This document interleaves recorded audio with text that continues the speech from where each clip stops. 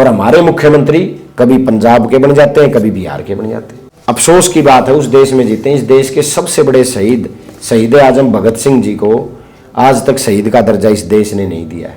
पहली बार सरकार ऐसा बजट लेके आई है जिसमें एसवाईएल का कोई जिक्र नहीं। ऐसी कमजोर और नकारा सरकार है जो अपना हक नहीं ले पाई। पुराना गांव झगड़ा भी हो गया था आपस में, गामा का इतने बुरे हालात थे, 7-7, 8-8 फुट पानी भरा गांव में। डाटा खानपुर को गुराना गांव के केवल 59 किसानों को मुआवजा। तो मेरी बात का जवाब देना, मुख्यमंत्री का कोई जवाब इस बीमा कंपनी पे नहीं आया। बीमा कंपनी ने पिछले 2 दिन पहले बीमा कंपनी ने क्लेम दिया, और आपको हैरानी बताऊं, 200 रुपए पर एकड़, 250 रुपए पर एकड़, 267 रुपए पर एकड़ मुआवजा दिया। यानी पूरे देश की बात करूं तो पिछले 3 साल में बीमा कंपनी ने पूरे देश से 47,000 करोड़ रुपए का मुनाफा कमाया है। आज मैं आपको एक हैरानी भरा डाटा दूंगा। जो बीमा कंपनी जो किसानों के बीमे काटती है, वो बीमा कंपनी तो लगातार मुनाफे में जारी है। पिछले 3 साल में हरियाणा प्रदेश से बीमा कंपनी ने 2000 करोड़ रुपए का मुनाफा कमाया है, 2000 करोड़ रुपए। और पिछले 3 साल में 2022 में भी बाढ़ आई, 2025 में भी बाढ़ आई, उसके बावजूद बीमा कंपनी मुनाफे में है। और इस साल जब 2025 में भयंकर बाढ़ आपने पूरे हरियाणा प्रदेश में देखी, तो हैरानी आपको होगी, इस साल भी बीमा कंपनी ने 992 करोड़ रुपए हरियाणा से मुनाफा कमा लिया। अगर मैं पूरे देश की बात करूं तो पिछले 3 साल में बीमा कंपनी ने पूरे देश से 47,000 करोड़ रुपए का मुनाफा कमाया है। मतलब बीमा कंपनी तो मुनाफा कमा रही है और किसान घाटे में जा रहा है। इससे बड़ा दुर्भाग्यपूर्ण कुछ नहीं हो सकता इस प्रदेश के लिए, इस देश के लिए। तो हम ये कह सकते हैं, अगर बीमा कंपनी मुनाफे में है और किसान घाटे में जा रहा है, तो इसका मतलब सरकार बीमा कंपनी के साथ मिली हुई है। 2025 में जो पूरा हरियाणा त्राही कर रहा था बाढ़ के से, बीमा कंपनी ने पिछले 2 दिन पहले बीमा कंपनी ने क्लेम दिया, और आपको हैरानी बताऊं, 200 रुपए पर एकड़, 250 रुपए पर एकड़, 267 रुपए पर एकड़ मुआवजा दिया। यानी 267 रुपये किलो का मुआवजा बीमा कंपनी ने दिया। तो ये सरकार की मंशा पे सबसे बड़ा सवाल है। और सरकार और मुख्यमंत्री, मैंने मुख्यमंत्री जी से कहा था कि जो बात मैं उठा रहा हूं, ये आंकड़ों के साथ उठा रहा हूं, आप जब बजट भाषण में बोले तो मेरी बात का जवाब देना। मुख्यमंत्री का कोई जवाब इस बीमा कंपनी पे नहीं आया। आपको मैं नालनुम की बताना चाहता हूं। नालनुम के जो गांव बर्बाद हो गए, जिनके खेत तो बर्बाद हुए, गांव में भी मकान पड़े, पशु मर गए, जान माल की हानि हुई, तो आपको हैरानी बताऊंगा, हरियाणा प्रदेश के सबसे बड़े गांव में से एक बास, केवल 8 किसानों को मुआवजा दिया गया। बास अकबरपुर के केवल 8 किसानों को मुआवजा दिया गया। बास बादशाहपुर के केवल 3 किसानों को मुआवजा दिया गया। ये मैं जो आपको बता रहा हूं, सरकार ने मुझे जानकारी दी है। मैंने सवाल लगाया था कि मुझे सरकार जानकारी दे कि मेरी विधानसभा में बाढ़ग्रस्त किस गांव को कितना मुआवजा मिला। तो बास खुर्द के 20 किसानों को, बकलाना के 17 किसानों को, मोड़ा के 16 किसानों को, बड़ छप्पर पूरा बर्बाद हो गया गांव, 1 किसान को मुआवजा। पुट्ठी गांव में भी पानी भरा था, घर भी पड़े लोगों के, डांगर पशु भी खराब हो गए, पुट्ठी गांव के केवल 24 किसानों को मुआवजा। सिंगुआ खास पूरा गांव चौतरफा भरा पड़ा था। मैं खुद अधिकारियों के साथ 2 से 3 बार दौरे पे गया। सिंगुआ के केवल 1 किसान को मुआवजा। डाटा गांव आज भी पानी खड़ा है, 2.5 फुट से ज्यादा पानी आज भी खड़ा है, केवल 36 किसानों को मुआवजा। गुराना गांव झगड़ा भी हो गया था आपस में, गामा का इतने बुरे हालात थे, 7-7, 8-8 फुट पानी भरा गांव में। डाटा खानपुर को गुराना गांव के केवल 59 किसानों को मुआवजा। मसूदपुर हरियाणा के बड़े गांवों में शामिल है, केवल और केवल मसूदपुर के भी 21 किसानों को मुआवजा। खानपुर डाटा का पुल कटा तो सारा खानपुर डूब गया, केवल 1 किसान को मुआवजा। सीसर 20 किसानों को मुआवजा। खरबड़ा 2 किसानों को मुआवजा। बडाला गांव पूरा डूब गया, 16 किसानों को मुआवजा। उगाड़न गांव घर भी तबाह हो गए। सबसे ज्यादा पुट्ठी और उगाड़न ऐसे गांव थे जो शुरुआत की बारिश हुई, इन गांवों में इतना भयंकर हाल था कि गांव के गांव खाली हो गए, लेकिन उगाड़न के भी केवल 33 किसानों को मुआवजा दिया गया। ये हालात हैं।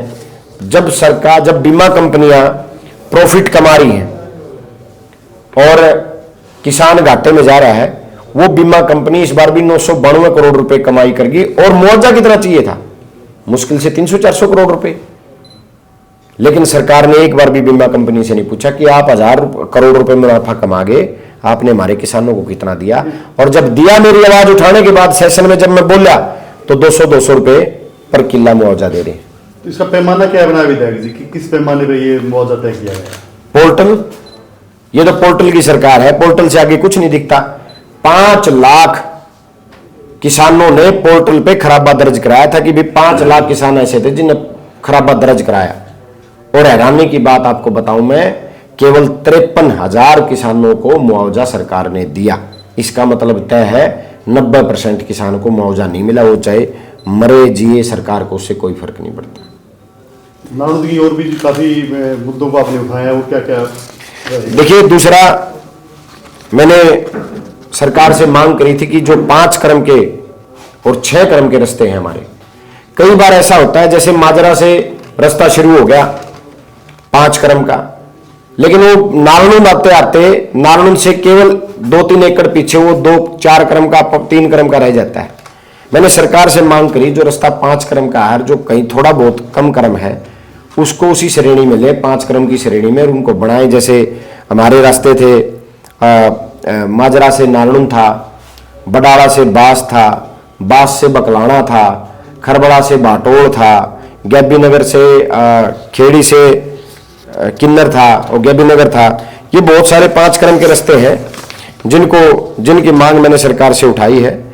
दूसरा, मैंने खेल स्टेडियम नारनूंद, क्योंकि आज एक ऐसी नगर पालिका हमारे पास है नारनूंद जिसके पास खुद की जमीन नहीं है, और खुद की जमीन नहीं है तो सरकार जमीन अधिग्रहण नहीं कर रही, जमीन नहीं खरीद रही। मैंने सरकार से प्रार्थना की है कि भाई जमीन अधिग्रहण करके, और नारनूंद शहर एक बहुत बड़ी आबादी का शहर है, लगभग 30,000 से ज्यादा आबादी नारनूंद में है, तो आप खेल स्टेडियम नारनूंद में बनाने का काम करो।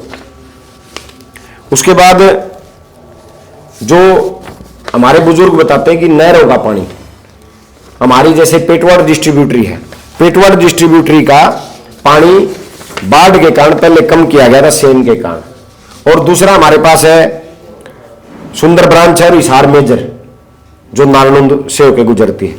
तीनों का मैंने सरकार से कहा था, सिंचाई मंत्री से, और मुख्यमंत्री भी वहीं बैठे थे, कि भाई इनका हफ्ता आप देते हो, 5 हफ्ते के बाद 1 हफ्ता आप देते हो, ये हफ्ता नहीं चलती, 4-4 दिन चलती है, हमारा पानी पूरा किया जाए। लेकिन हैरानी की आपको बात बताऊं, जब से आजाद हरियाणा हमारा नया बना है, देश आजाद हुआ है, हमारा हरियाणा नया बना है 1966 के बाद, पहली बार सरकार ऐसा बजट लेके आई है जिसमें एसवाईएल का कोई जिक्र नहीं। 100 करोड़ रुपए हर सरकार ने एसवाईएल के लिए अलग से बजट रखा है, और पंजाब हमारी खिल्ली उड़ा रहा है कि हरियाणा को हमने डरा दिया, धमका दिया, दबा दिया। पहली बार ऐसा हुआ है कि एसवाईएल के लिए हरियाणा सरकार ने 1 रुपए का बजट नहीं रखा। इससे बड़ी बात और शर्मनाक क्या होगी कि अब हमारे हक 2016 में सुप्रीम कोर्ट ने आदेश दिया था कि हरियाणा का अधिकार उसको मिलना चाहिए, पंजाब उसके हिस्से का पानी दे। ऐसी कमजोर और नकारा सरकार है जो अपना हक नहीं ले पाई। ड्रेनों की बात थी, मैंने ड्रेनों की क्षमता बढ़ाने का मुद्दा भी विधानसभा में उठाने का काम किया, और नई ड्रेनें जो जिनसे बाढ़ का है, सिंचाई की जो बात है, और सबसे बड़ी बात जो मुझे लगती है, हमारे देश को आज़ाद कराने में बहुत सारे करोड़ों लोगों ने अपनी बलिदान दिया, अपनी आहुतियां उसमें देने का काम किया। आज तक अफसोस की बात है, उस देश में जीते इस देश के सबसे बड़े शहीद आजम भगत सिंह जी को आज तक शहीद का दर्जा इस देश ने नहीं दिया है। तो मैंने सदन में कहा है कि कम से कम ये सदन सिफारिश भेजे केंद्र सरकार को कि जो शहीद आजम भगत सिंह हैं, उनके साथ राजगुरु हैं, सुखदेव हैं, चंद्रशेखर आजाद हैं, इन सब को शहीद का दर्जा देने का काम करें। दूसरी बात, जो आजकल आरएसएस के सारे वीसी यूनिवर्सिटियों में आरएसएस के भर्ती कर दिए गए, अब जीजे यूनिवर्सिटी हमारे हिसार जिले की है। जीजे यूनिवर्सिटी में आपको हैरानी होगी, प्रैक्टिस ऑफ प्रोफेसर लगाए जा रहे हैं, कुछ लेक्चरर भर्ती किए जा रहे हैं।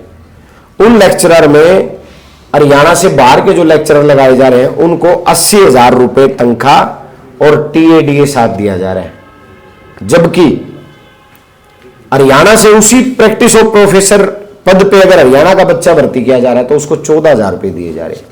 ये हैरानी हमारे हरियाणा के बच्चों के साथ है।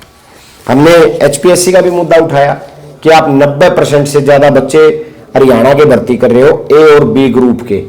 आप ए और बी ग्रुप के जो हरियाणा से बाहर के बच्चे भर्ती कर रहे हो वो केवल इसलिए कि सरकार जो बिना खर्ची का ढोंग रचती है, समांग रचने का काम करती है, उसको खत्म सरकार करना चाहती है।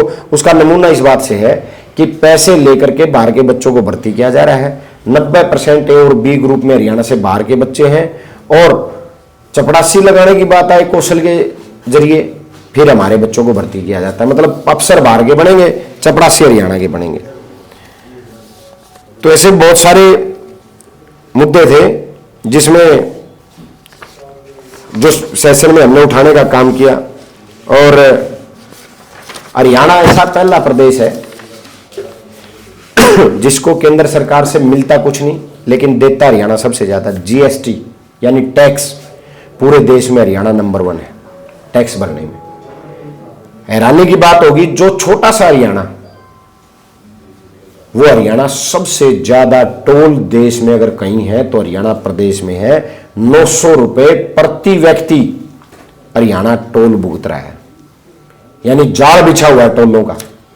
गुजरात जहाँ ऐसी सड़कें हैं, महाराष्ट्र जो हमारे से ज्यादा बढ़िया सड़कें हैं, आप कहीं चले जाओ, हमसे बढ़िया सड़कों का स्ट्रक्चर है, वो लोग भी हमसे कम टोल देते हैं क्योंकि उनकी सरकारें उनके लोगों के लिए लड़ती है। और हमारे मुख्यमंत्री कभी पंजाब के बन जाते हैं, कभी बिहार के बन जाते हैं। तो बहुत सारे ऐसे मुद्दे थे जो बहुत सारी चर्चा सरकार से हुई, लेकिन सरकार कहती है कि हम 24 फसलों पे एमएसपी देते हैं। मैंने मुख्यमंत्री जी से पूछा था, मुख्यमंत्री जी सदन में थे, कि एक बार कम से कम 24 फसलों का नाम तो बता दो जो हरियाणा में होती हो। मुख्यमंत्री जी ने नहीं बताई। और खाड़ों की एक बहुत बड़ी समस्या है, 20 साल खाड़ों की लिमिट जो है वो 20 साल रखी गई है। 20 साल में मैंने सरकार से लगातार 2 बार पूछा कि 20 साल में कोई खाड़ ऐसा नहीं जो 20 साल चलता हो, इसकी समय सीमा घटाई जाए, इसको 10 या 15 साल की जाए। तो ये बहुत सारी चीजें थी। ओपीएस का मुद्दा था, हमारे कर्मचारी लगातार ओपीएस के मुद्दे को उठा रहे हैं उनको। और मैंने सरकार से एक बात कही थी कि सरकार 60 साल पे 58 साल पे जब रिटायर करती है एक व्यक्ति को, जब सरकार सोचती कि उसमें पहले जैसी मानसिक या शारीरिक ताकत नहीं बचती। इसका मतलब कोई कर्मचारी रिटायर होकर कोई अपना बिजनेस भी नहीं शुरू कर सकता क्योंकि उसके शरीर से, उसके दिमाग से सारा काम तो सरकार ने ले लिया। तो ओपीएस बहाली का भी मुद्दा उठाया। रोजगार गारंटी लेके आए थे कौशल के कर्मचारियों के लिए सरकार, लेकिन लगातार लगभग 12,000 से ज्यादा कर्मचारियों को पिछले साल इन्होंने निकालने का काम किया।